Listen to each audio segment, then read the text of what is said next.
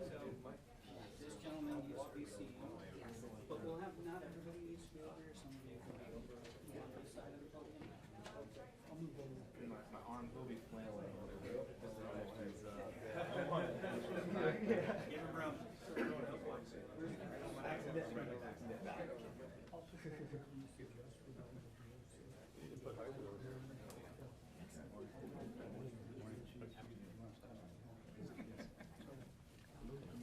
Thanks for joining us.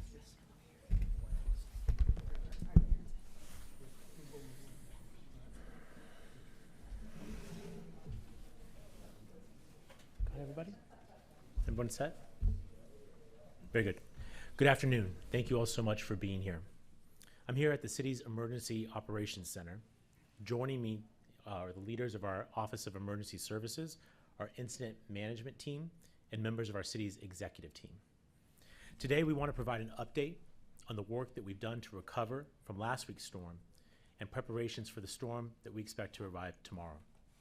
Before I do, I believe I speak for all San Diegans when I say that our hearts are with the residents of our southeastern and South San Diego communities, particularly the neighborhoods of Southcrest, Encanto, Mountain View, Rolando, and San Ysidro.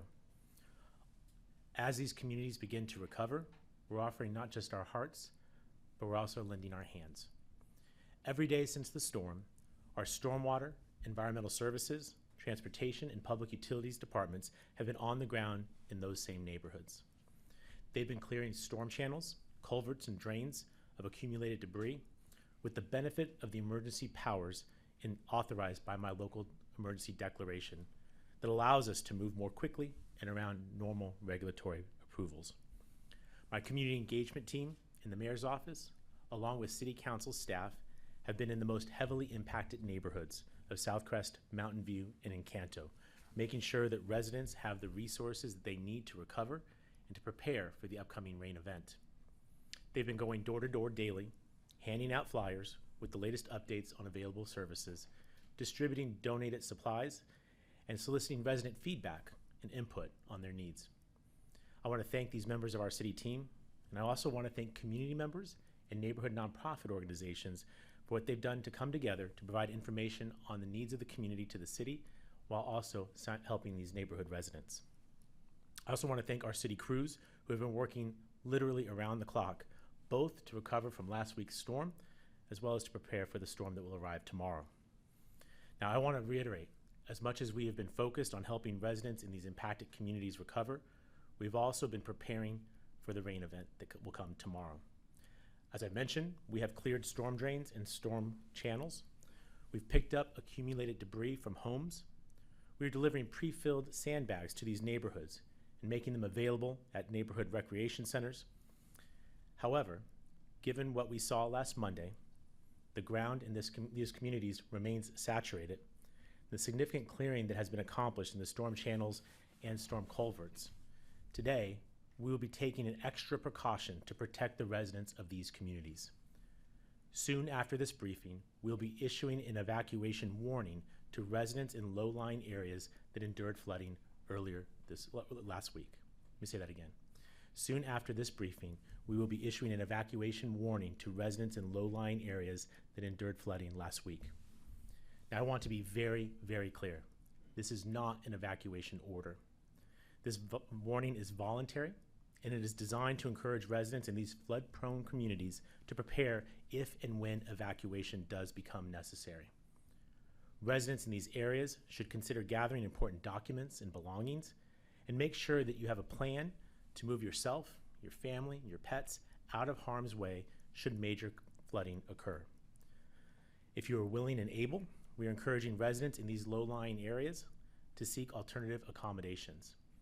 The city is establishing a shelter at the municipal gym in Balboa Park, and we'll be providing transportation to those who need it. We will have extra public safety and swift water rescue teams in these communities. And should a mandatory evacuation order be issued, the San Diego Police Department will make contact door to door. Now, in preparation for this storm, we're asking all San Diego residents to sweep and pick up trash, leaves, and other debris that can collect around storm drains and gutters near your home. Keep lids securely fastened on your trash and recycle bins, and place each bin 2 to 3 feet away from the curb so that stormwater is not impeded. Know the safest routes to and from your home or property should flooding occur. And if you don't need to be on the road during the storm, please support our local first responders by staying home. And of course, never ever drive, ride, or walk through floodwaters. Throughout the storm, crews will be monitoring the more than 46,000 storm drains citywide. The city's storm patrol, which consists of transportation and stormwater department staff, will be fully mobilized to monitor areas throughout the city and respond to incidences such as temporary flooding, downed trees, and branches. The city will close flood-prone roads in advance of the storm. Sand and empty sandbags are available at 11 recreation centers. To find a list of those locations, go to sandiego.gov/storm. And for more information and other resources on how to prepare for the storm, go to that same website I just mentioned. Residents who see storm-related hazards in their communities should report that to the city by calling 619-527-7500. Again, for storm-related hazards in the community, call the city at 619-527-7500 for the quickest response. Of course, if it's a life-threatening emergency, please call 911. I'm grateful to all of the San Diegans who have stepped up to help their neighbors in need get through this extreme weather event, including the dedicated city staff who have been working around the clock to aid in the recovery for impacted residents. Together, we will get through this. With those comments, I'll hand the podium over to our Fire Rescue Chief, Colin Stoll. Chief Stoll. Thank you, Mayor Gloria. I'm here to communicate to the public that the San Diego Fire Rescue Department is prepared for these next series of storms and have been preparing for several days now. All of our dispatchers, lifeguards, firefighters, they'll be on duty in their facilities tomorrow and throughout the weekend.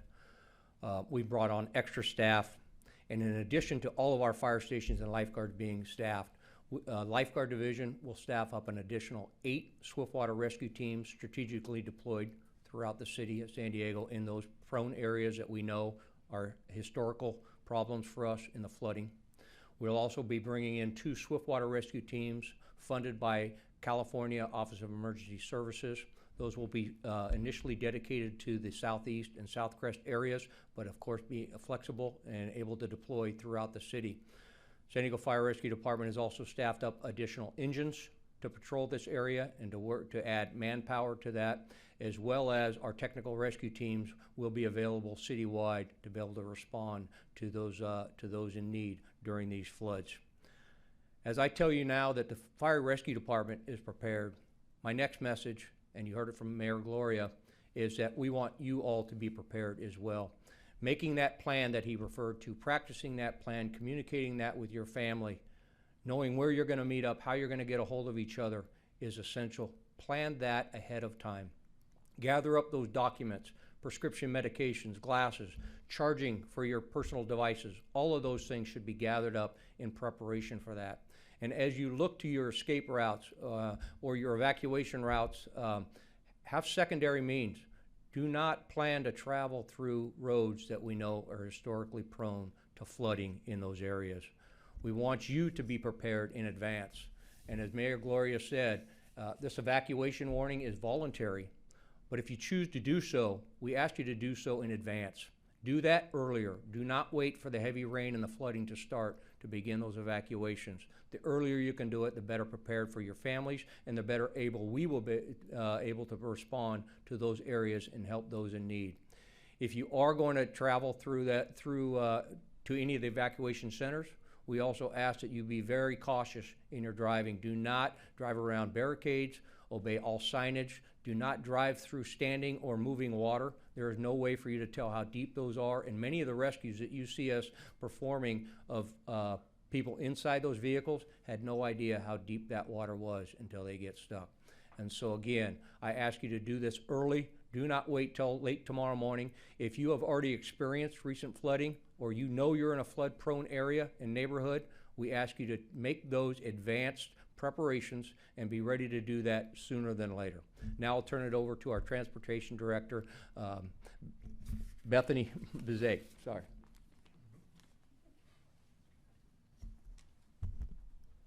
Good afternoon. Since the storm on Monday, January 22nd, the Transportation and Stormwater Departments have taken unprecedented efforts to clean city streets and restore access to the right-of-way. Additionally, and most importantly, we have deployed extensive resources to perform emergency channel clearing activities. Since the January 22nd storm, over 100 city staff and contractors have performed inspections and emergency channel clearing. Over 4 miles of channels have been cleared or inspected in the past 5 days, and the Choyas Creek from Beta and Birch Road to Ocean View and Cottonwood Creek from Osborne to 43rd Streets will be fully cleared by this evening. For comparison, annually, the city has only been able to perform maintenance on 4 channel locations.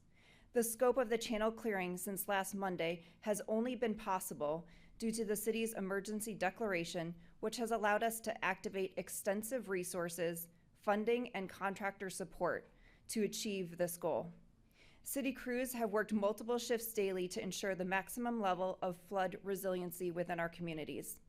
And now that the Choyas Creek and Cottonwood Creek channels have been maintained, we have restored the channel capacity, which will help ensure the channel is able to best handle the upcoming stormwater runoff. It's important to note that this work has been critical to help minimize flooding. However, we cannot prevent flooding. The National Weather Service is forecasting tomorrow's storm to bring less total rainfall and a lower intensity than the storm on January 22nd. However, we do expect flooding, and we are preparing resources to be available to proactively close roads when needed. Today, city forces are preparing for our storm patrol activities, and we are expecting areas within the 100-year floodplain to be impacted by the upcoming storm. We are planning for the full force of 350 employees from the city's transportation and stormwater departments to be available for flood fighting efforts tomorrow. Thank you. Thank you, Bethany. Thank you, Chief. Naturally, we have most of our city team here available to answer any questions I'm sure you will likely have, but I just want to reiterate my appreciation to all who have been mobilized over the last week and a half or so. The end is not near. We have this rain event, and then of course, we're predicting another one next week. And our message today is for folks to take this seriously. Take personal preparations that you can take to help lighten the load for our first responders who will be doing some very important work over the next few days. Have a plan, make sure you're ready to deploy it if necessary, and know that the city will be providing every asset that we possibly have to make sure that we can get through this as safely as possible. With that, I'm happy to answer any questions y'all have, and of course our team is here as well. Yes. Are there any lessons learned from the past week that are being implemented for this upcoming storm? I defer to some of our incident management folks or transportation, chief operating officer. I think one of the things that I'll tell you that in addition to the storm preparation and storm response, what I need to draw more attention to is the need for medium and long-term housing assistance. And that is an urgent concern right now. We still have folks who may not be able to access their properties for some period of time. So with regard to where I think the public's attention, philanthropic support, as well as our continued advocacy at the federal level for FEMA designation to get additional resources, that's where I'd like to see more help go. Donations are great. Folks have been very, very generous. What we need to find are ways for people to be able to predict where their housing situation will be for a measure of weeks and months, not a couple of days at a time. So in terms of what we've experienced the last few days and what I'm spending a lot of time on, it's that issue of housing insecurity and trying to work with the county, the state, the federal government, as well as philanthropic resources to make sure that folks have a place to go, they have that security as they work to rebuild. I'm sorry, Bethany, yeah, please. Bethany can talk from a more technical perspective. The events over the past week have just heightened the importance of channel maintenance and the funding needed for these types of activities. City infrastructure is critical to our well-being in our communities, and we must invest and we must maintain that infrastructure in a way that helps provide flood resiliency. This is critical. This is important moving forward, that we dedicate the appropriate resources to do so, and the city understands the importance of this moving forward. Others? Yes, ma'am. I know the city crews has been working nonstop over the last couple of days to clean as much as they can. We received some complaints from San Jose residents. They were saying that a lot of trash came from Tijuana and got stuck in pretty much behind the San Isidro outlets. And they were asking if that is gonna clean up or when or how it's gonna work. The question was about San Ysidro storm clearance. Chris McFadden, our Deputy Chief Operating Officer, could speak to that. Sure, good afternoon. Of course, the Tijuana River Valley is a very well-known floodplain. A lot of those waters have yet to recede. The positive side is that we've been working with the county. The county actually has a proactive plan to actually do a lot of the capture south of Monument Road. A capital improvement plan is actually in the works for that, which will help alleviate that. Of course, with the heavy federal investment that's been committed south of the border, that is a critical infrastructure that has to be in place in order to make significant improvements there. Mayor? Sir. I don't know if this is a question for you or someone else, but We'll figure it out. I'm focusing on folks who have lost their vehicles, their Yeah. cars, SUVs, et cetera. For those who don't have comprehensive coverage, they're in a pickle. Yeah. What can the city do, because they're without transport now, Right. to do to help them? Right. That is a question, or that is a, as I've been out in the community talking with those who've been impacted, that is sadly more frequent than people may appreciate. I think many of us may take for granted our ability to have comprehensive coverage. That is not necessarily everyone, right? And that's really obvious in these conversations I've had with residents. To date, John, I don't have a great answer.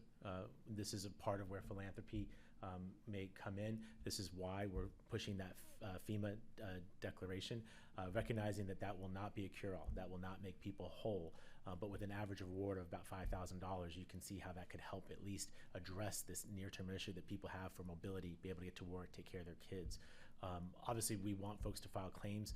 I've talked to a lot of people, and I'm not necessarily on cars, but on housing. The number of companies that are declining to cover claims by residents is very distressing. I know our insurance commissioner is here today, and we'll be taking that up with him. But with regard to uninsured vehicles, it's a very difficult situation, and that's why you see us being so vocal, both with federal advocacy for those resources, asking the state for assistance. I met with the OES director for the state of California yesterday, and then our continued work with great groups like the San Diego Foundation, who are leading the charge on the philanthropic end.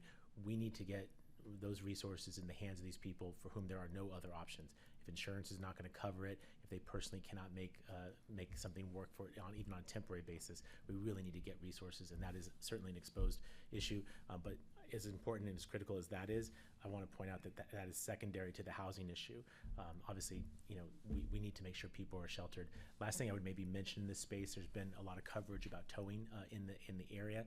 I want to point out that some of that towing is necessary in order to allow Bethany and her team and Todd and his team to be able to do the work to prepare for storms, right? These vehicles in some cases are blocking our ability to remove mud and debris, which will potentially add to flooding.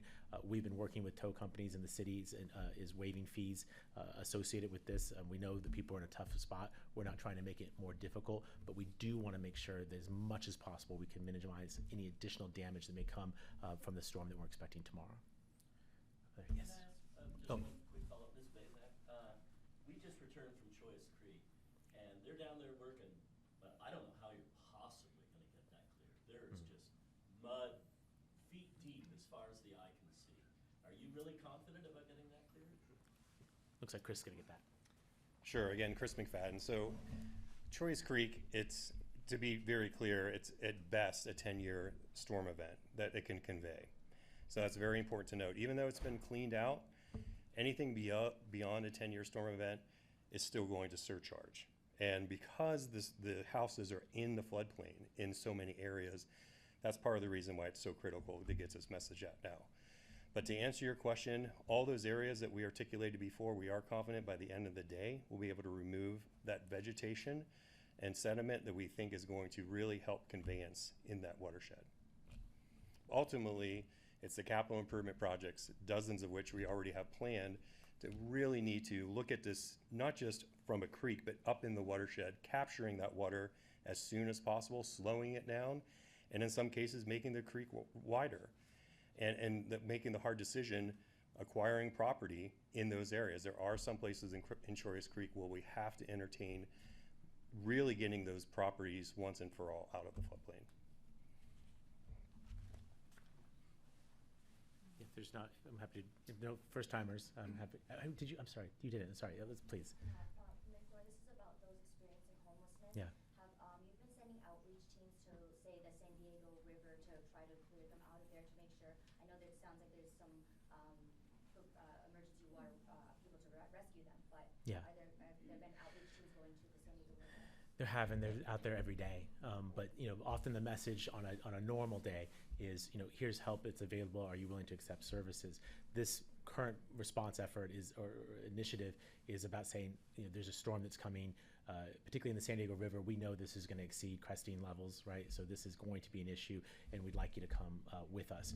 We are mobilizing our inclement weather shelter system that adds additional beds to our system when weather metrics are met. They will surely be met because of this storm event.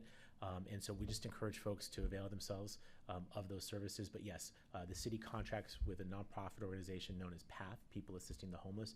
They perform that work literally every day in all corners of our city. But we're making an intensive and a deliberate effort to educate those who are living near waterways where this is going to be an issue, to make sure they know the storm is coming, and to the extent possible that they remove themselves from that environment and ideally go into one of our inclement weather shelters. Bethany alluded to it, stormwater funding issues. Are you interested in trying to find some other way to fund a measure to get them where they need to be? Whether that's a tax, an increase? We have to have more revenue. There's no two ways about it. The size of this challenge is measured in the billions. We do a 5-year capital plan. Our most recent one, you may have seen, shows about $9 billion worth of needed work with only about $4.5 billion worth of resources. So that's about a $4.5 billion deficit. Just for context, the city's entire budget for a fiscal year is $5 billion. So that gives you a sense of the enormity of this crisis and why more revenue is necessary. You may know that the current fee that we charge is about 95 cents per single family house. The true cost of that service is probably closer to $10 a month. And that difference is why we've been unable to maintain the storm channel system the way that we would like to. The lack of resources, as well as the over-regulation of this space, is what has conspired to have the conditions that we have there, conditions that we're able to work around because of the emergency declaration currently. That said, we need more resources, and it's not just in our storm drain, although I want to be very clear with San Diegans, that is our biggest deficit. Often people point out to me the condition of our roads, and yes, they need to be made better, no question. Sidewalks as well, streetlights. There's a list of city assets that we need greater investment in, but the one that is the biggest than the others is stormwater. And I think that often people don't raise it because it's kind of out of sight, out of mind. We have lived in a community that is known for perfect weather and generally arid conditions. The climate is changing, and it is really calling the question on how we're going to finance a system that wasn't built decades ago for a different kind of environment, but one where rain events like what we experienced last week and what we will experience tomorrow becomes something that's more regular in our experience. We're going to have to grapple with this. The council and I are aware of that. We've been working on that. Bethany, when she was leading our stormwater department, got the comprehensive data to tell us what's the size of the problem, so we had good information to work with. Now we need to distill that into a solution that will actually work and can actually be deployed. This is not about performative efforts. This is about getting the job done. And ultimately, it does require new revenue. I will just end with this. I will point out that while we've been getting the data and perfecting a plan, we have been going out and doing work. Reminder that in 2022, we successfully competed for a $733 million federal loan, which will actually benefit many of the areas that you all have been covering in recent days. Again, the length of time it takes to construct these improvements is unbearably long. We will do all that we can to get more resources from anywhere we can, but I think even those efforts will still leave an enormous deficit that will require us to find a local solution. We have time for one more question. Yeah. Ross? So I've been talking to some people that are out in the field and are volunteering their time to assist people with water damage. And a grave concern that's come up is a lot of them are afraid about being exposed to mold and asbestos. Is there any information that you would like to give to volunteers in the next coming days as they continue to help? Yeah, I mean, you've seen in terms of our calls for needed items, people have been coming forward very generous and offering all kinds of things to try and assist this recovery effort. Included in that is the message of around PPE, right? And many of us became very familiar with that term during the pandemic, but it is equally applicable in this situation because of the conditions around mold and asbestos that you mentioned. Certainly would say that for those who have those materials, certainly providing them to volunteers as they perform the work that they've been doing in the last week of removing materials from homes, and then what we expect will resume probably on Saturday after the storm passes. We want to make sure people are taking precautions. I happen to have a chief operating officer that we stole away from the city of Houston who knows a thing or two about flooding. Eric, I don't know if you want to add in some stuff, but I think because as a native San Diegan, we don't experience flooding very much, so there's a learning curve for all of us. To your question, yes, please take precautions to protect yourself, but I think, Eric, if you have anything you want to add on that front with regard to what people ought to be doing with regard to mold and asbestos, I'd give it to you.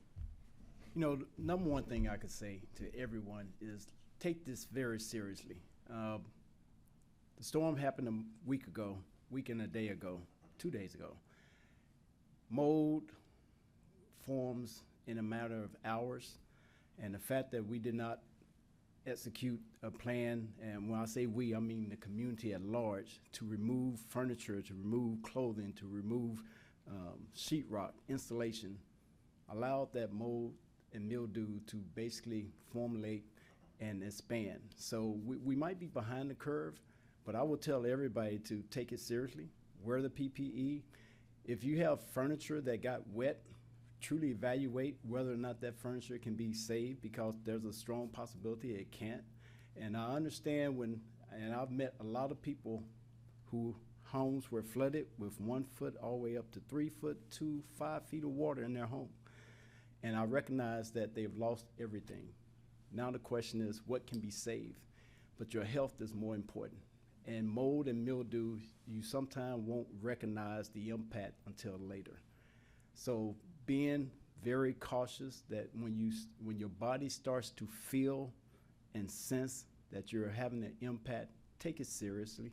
Go to the doctor and get checked out. Respiratory issues can set in very quickly. And this is just something that we need to pay attention to. But everyone that's volunteering, wear the PPE, be cautious, and pay attention to the people around you to make sure that they're taking care of themselves. That's it. Thank you very much, everybody. Thank you, everyone. We'll give more updates as we get them. Thank you.